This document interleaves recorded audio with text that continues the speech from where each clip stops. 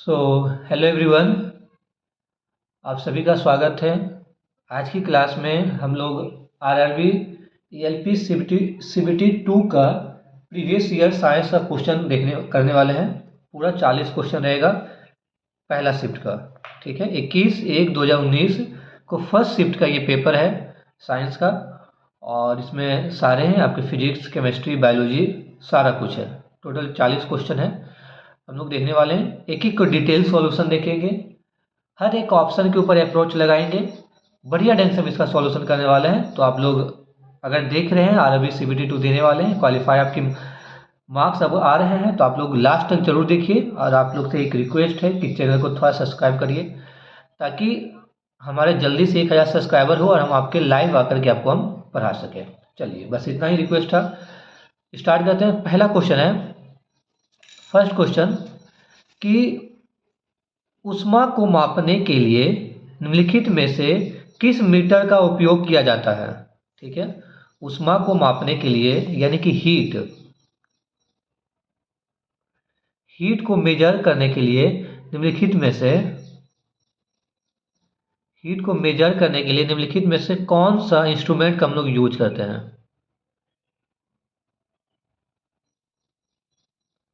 कौन सा इंस्ट्रूमेंट का हम लोग यूज करते हैं। ऑप्शन ए कह रहा है कैलोरीमीटर, ऑप्शन बी कह रहा ए मीटर, ऑप्शन सी कह रहा है वाट मीटर,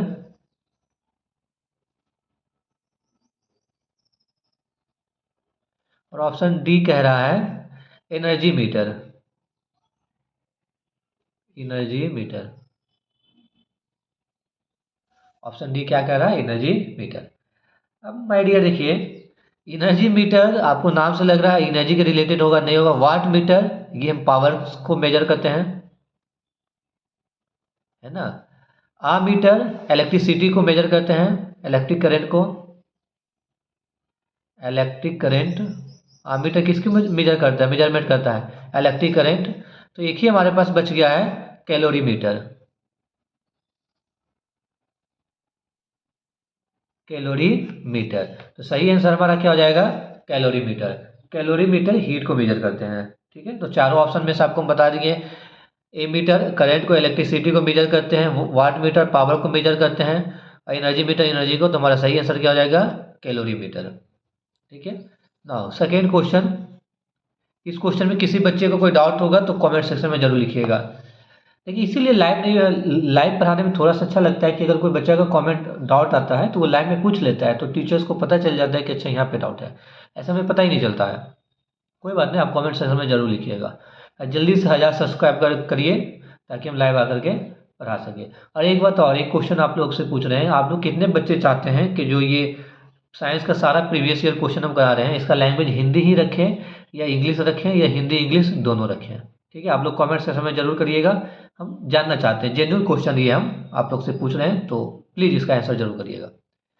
सेकेंड क्वेश्चन कह रहा है, यदि एक कार 3.2 मीटर पर सेकेंड की तुरंत से के सीधा चलना शुरू करता है। ठीक है, ये रहा हमारा कार, ये रही कार, ये सीधा चलना शुरू करता है। लीजिए, इसकी एक्सीलरेशन कितनी है, तुरंत 3.2 मीटर पर सेकेंड। ठीक है, 3.2 मीटर पर सेकेंड से चलना शुरू करती है। ठीक है, तो यहाँ पे इसकी u क्या हो जाएगी, u हमारा हो जाएंगे 0। इनिशियल वेलोसिटी, u हमारा क्या है, इनिशियल वेलोसिटी है। तो 20 सेकेंड, अच्छा टाइम दिया हुआ है 20 सेकेंड, टाइम दिया हुआ है 20 सेकेंड के बाद उस कार का वेग यानी कि वेलोसिटी आपसे पूछा। 20 सेकेंड के बाद, लेट सपोज 20 सेकेंड के बाद वो पॉइंट, 20 सेकेंड में बाद वो पॉइंट बी पे आ गया है, तो यहाँ पे उस कार की वेलोसिटी क्या होगी, वेलोसिटी क्या होगी, ये क्वेश्चन आपसे पूछ रहा है। ठीक है, यहाँ पे उस कार की वेलोसिटी क्या होगी। नाउ देखिए माय डियर, गिवन क्या क्या दिया हुआ है, एक बार फिर से हम लिख देते हैं। एक्सेलरेशन दिया हुआ है 3.2 मीटर पर सेकेंड, टाइम दिया हुआ है 20 सेकेंड। ठीक है, न्यूटन का फार्मूला लगाते हैं हम लोग, क्या फार्मूला लगाते हैं, v equal to u plus a t, v equal to u plus a t. ये हमारा फार्मूला हमारे पास है। भी हमें निकालना है, भी हमें निकालना है। u का वैल्यू हम क्या लिखेंगे, u का वैल्यू हम लोग 0 पुट करेंगे, क्योंकि इनिशियली शुरू में वो क्या था, रेस्ट में था, उसकी कोई भी वेलोसिटी नहीं है। देखिए ना, यदि एक कार इतना मीटर 3.2 मीटर पर सेकेंड स्क्वायर के तुरंत से सीधे चलना शुरू करता है, यानी कि इनिशियल वेलोसिटी उसका क्या है, 0 है। एक्सीलरेशन क्या है, 3.2, और टाइम हमारा क्या है, 20। लीजिए v इक्वल टू हो गया 0 प्लस 3.2 इंटू 20, तो v इक्वल टू हो जाएगा हमारा 64 मीटर पर सेकेंड। यही हमारा आंसर है। तो वेलोसिटी हमारा क्या हो जाएगा, 64 मीटर पर सेकेंड, यानी कि t इक्वल टू 20 सेकेंड पे उसकी जो वेलोसिटी होंगे 64 मीटर पर सेकेंड। ठीक है, आई होप कि आपको ये समझ में आया होगा। ठीक है, तीसरा क्वेश्चन, यदि किसी आदर्श गैस के घनत्व को उसके डैश को आधा करके दुगना किया जा सकता है। तो देखिए, किसी गैस को घटाना या बढ़ाना, दो ही चीज उसका इंक्रीमेंट, तीन होते हैं। एक होता है टेम्परेचर, पहला फैक्टर। सेकेंड फैक्टर होते हैं प्रेशर, और तीसरा फैक्टर होता है वॉल्यूम। तीसरा फैक्टर क्या होता है, वॉल्यूम। इसी तीनों को हम लोग, ये हमारा वेरिएबल होते हैं, यानी कि ये बदलते रहते हैं। क्या रहते हैं माय डियर, बदलते रहते हैं, टेम्परेचर, प्रेशर और वॉल्यूम। तो किससे घटा करके हम उसे गति को दोगुना कर सकते हैं, तो टेम्परेचर। तो स्पीड जो होते हैं किसी भी गैस के, जो उसके स्पीड होते हैं, वो घनत्व होते हैं, स्पीड, ये हमारा किसे होते हैं, टेम्परेचर पे डिपेंडेंट होते हैं। सही आंसर हो जाएगा परम ताप। ठीक है, अगला क्वेश्चन है, जब आप किसी कार की गति को दुगना करते हैं तो तो इसे रोकते समय यह डैश गुनी हो जाती है। ओके, जब कार की गति को दुगना करते हैं, ठीक है, देख लीजिए, अगर हम गति स्पीड को दुगना करेंगे, स्पीड या वेलोसिटी को क्या होता है, हाफ एम बी। अगर हम वेलोसिटी को दुगना, v को दुगना करेंगे, तो एक 1 का स्क्वायर, और यहाँ पे लेंगे 2 का स्क्वायर। कितना का चेंज हो रहा है, 1 से जा रही है 4, 4 गुना हो जा रहे हैं। कितने हो जा रहे हैं, तो 4 गुने अधिक दूरी वो तय करेंगे, क्योंकि पहले उसका वैल्यू 1 था, और 1 से हम क्या कर दिए, 2 कर दिए, और क्योंकि उसकी स्क्वायर होती है वेलोसिटी का, तो हमारा क्या हो जाएगा, 4। निम्नलिखित में से उस 4 वेरिएबल को की पहचान करें जो गैस के व्यवहार के बारे में नहीं बताता है। ओके, द प्रेशर बताता है, अभी हम आपको डिस्कशन किए थे कि प्रेशर हमारा क्या होता है, वेरिएबल होता है। प्रेशर हमारा क्या होते हैं, वेरिएबल होते हैं। आयतन, वॉल्यूम, अभी हम लोग डिस्कशन कर चुके हैं, वॉल्यूम क्या होते हैं, वेरिएबल होते हैं। तीसरा हमारा क्या होता है, टेम्परेचर, अभी डिस्कशन कर चुके हैं, टेम्परेचर। तो किसमें से कौन नहीं है सर, टाइम। कौन नहीं है माय डियर, टाइम। तो सही आंसर हो जाएगा समय। ओके, नाउ अगला क्वेश्चन है, धातु के क्वेश्चन नंबर 6, धातु के एक समान चालक का प्रतिरोध डैश होता है। ठीक है, आप देखिए, आप लोग पढ़ेंगे ओम्स लॉ।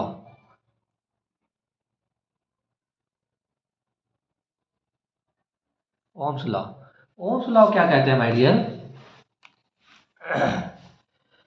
कि अगर कोई एक वायर है,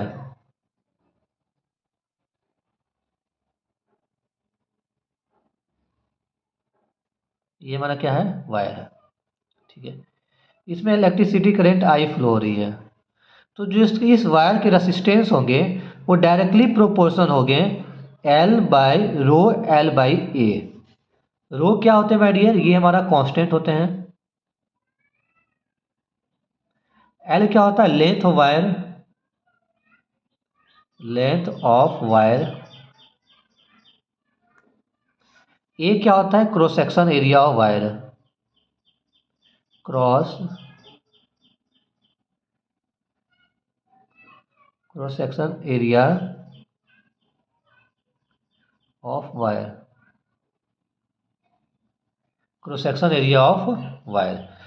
तो जो रेसिस्टेंस होते हैं वो डायरेक्टली प्रोपोर्शन होते हैं लेंथ ऑफ वायर का, लेंथ ऑफ वायर, और इनवर्सली प्रोपोर्शन होते हैं area of wire, cross section area of wire.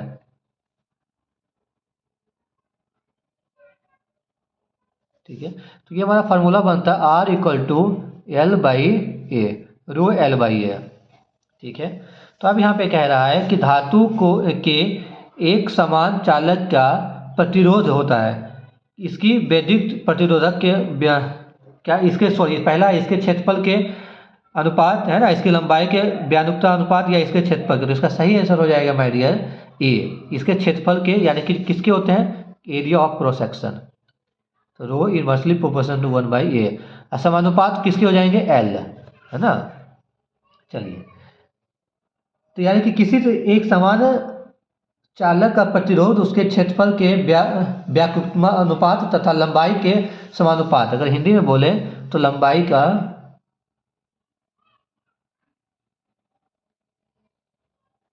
लंबाई के समानुपात होते हैं, समानुपात होते हैं। और एरिया का क्या, क्षेत्रफल के क्या होंगे माय डियर, क्षेत्रफल के व्याकुत्मानुपाती। ठीक है ना। अगला क्वेश्चन हम लोग देखेंगे, बहुत अच्छा क्वेश्चन है, क्वेश्चन नंबर 7। एक 12 वोल्ट बैटरी को 5 ओम प्रतिरोध के साथ समानांतर क्रम में जोड़ा जाता है। इस बैटरी द्वारा प्रदान की जाने वाली धारा ज्ञात कीजिए। ओके, करंट पूछ रहा है। देखिए, एक बैटरी है, समझिए क्वेश्चन को। ये रहा हमारा एक बैटरी, कितनी वोल्ट की, 12 वोल्ट की। ठीक है, 5 ओम प्रतिरोध के साथ समानांतर क्रम में जोड़ा जाता है। लीजिए, समानांतर जोड़ देते हैं। ये रहा रेसिस्टेंस, ये रहा वायर, सॉरी ये बल्ब दिख रहा है, ये रेसिस्टेंस है, ohm equal to 5 ohm, resistance equal to 5 ohm. तो पूछ रही है इससे करंट कितने फ्लो करेंगे, आई का वैल्यू आपसे पूछ रही है। ठीक है, ओम्स लॉ में हम लोग पढ़े थे एक और, V equal to I R. क्या होती है, V equal to I R. V हमारा क्या है, वोल्टेज, I हमारा क्या है, करेंट, R हमारा क्या है, रेसिस्टेंस।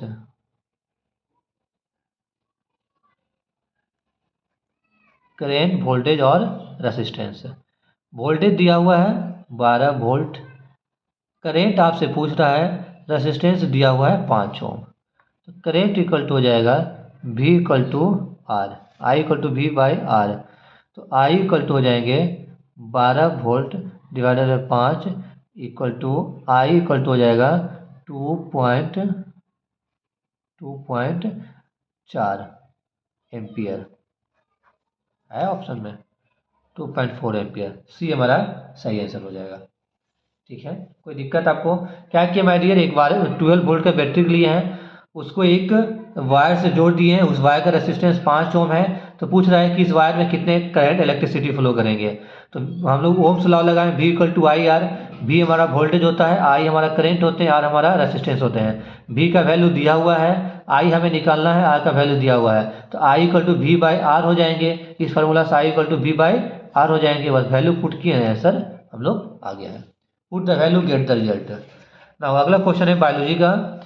रक्त के उचित स्कंद क्लोटिंग के लिए निम्नलिखित में से किस विटामिन की आवश्यकता होती है। ऑब्वियसली विटामिन के का जरूरत किस लिए होती है, क्लोटिंग ऑफ ब्लड के लिए। विटामिन ए हमारे आई के लिए, विटामिन डी फर्टिलिटी के लिए, विटामिन डी हमारे बॉन्स हड्डी सबके मजबूत करने के लिए, इम्यूनिटी को मजबूत करने के लिए। Now question number 9, question number 9 कह रहा है माय डियर,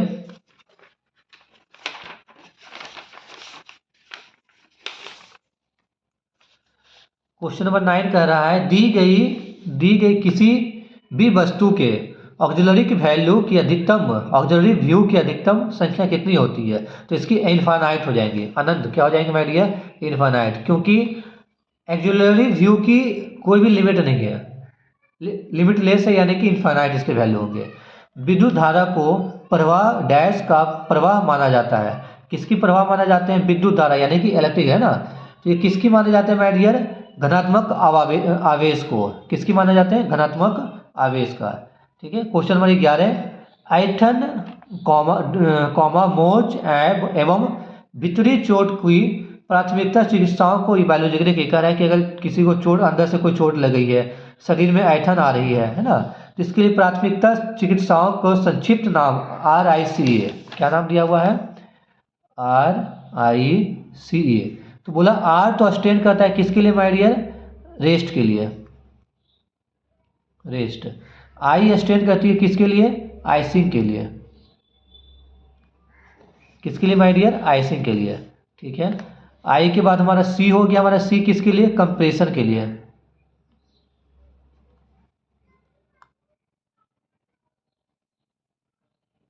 कंप्रेशन के लिए। तो ई हमारा क्या हो जाएंगे, ये हमारा डिपेंड करेगा, ये आपसे पूछ रहा है एलिवेशन, एक्सप्लेन तो होगा ना, एक्सपेंड होगा ना, एग्जैक्ट होगा ना, हमारा सही आंसर क्या हो जाएगा, एलिवेशन, एलिवेशन,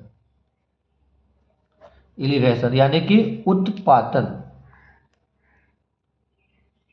उत्थापन, क्या हो जाएंगे, उत्थापन।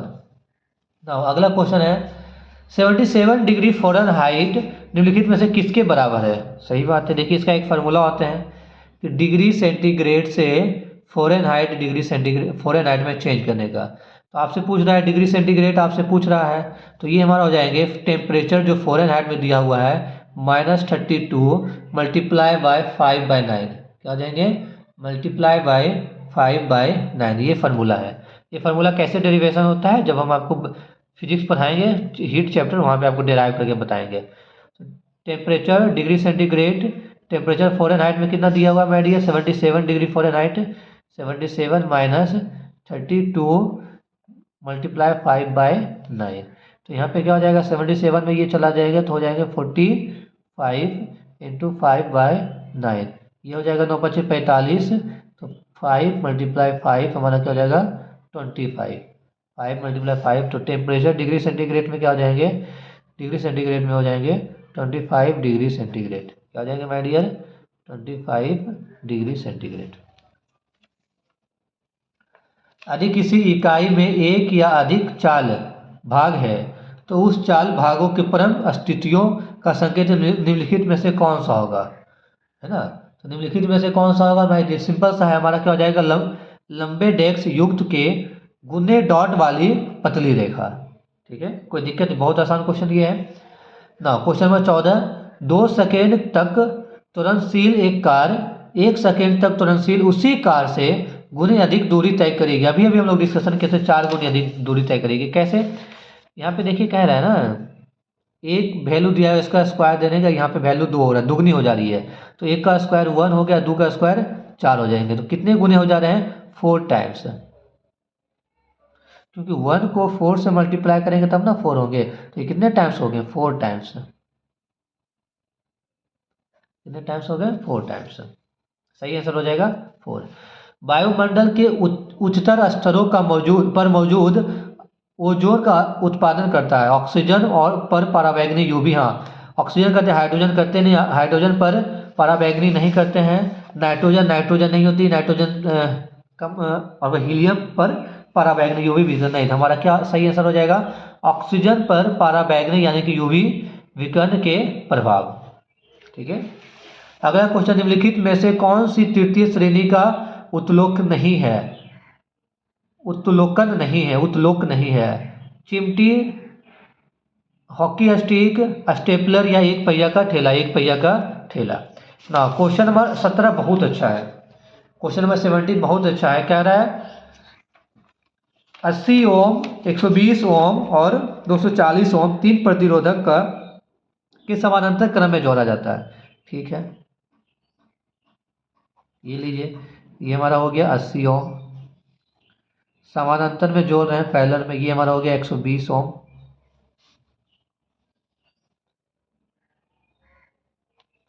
ये हमारा हो गया 240 ओम, ठीक है।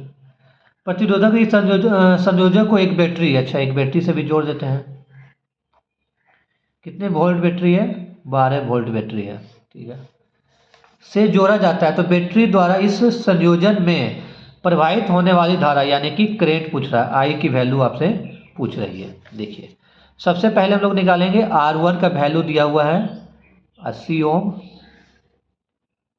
R2 का वैल्यू दिया हुआ है 120 ओम, R3 का वैल्यू दिया हुआ है कितने 240 ओम।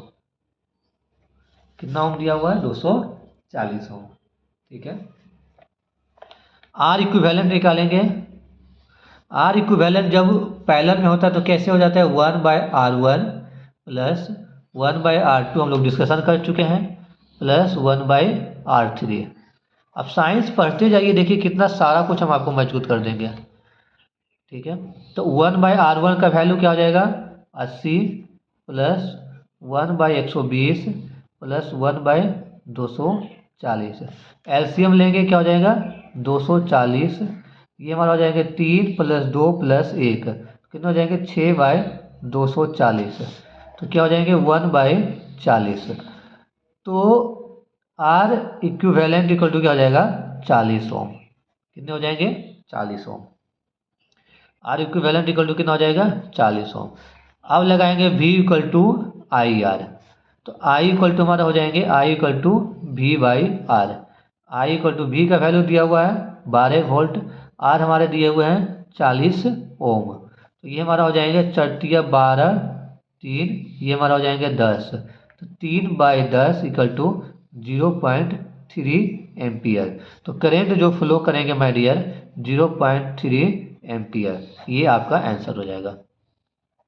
है ऑप्शन, हाँ 0.3 एम्पियर 4। आई होप कि ये क्वेश्चन समझ में आया होगा, है ना। यहाँ से देखिए फिर से एक बार हम समझा दे रहे हैं। 3 रेसिस्टेंस हमारे पास है 80 ओम, 120 ओम और 240 ओम। ये तीनों हमारा किस में पैरेलल में जुड़ा हुआ है ना।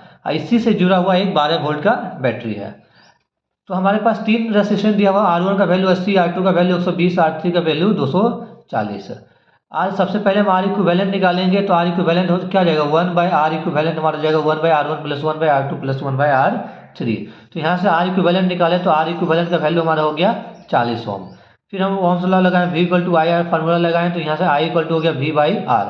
करंट आपसे पूछ रहा है, V का वैल्यू पुट किया, R का वैल्यू पुट किया, यहाँ से हमारा करंट का वैल्यू निकल गया 0.3 ओम। कोई दिक्कत।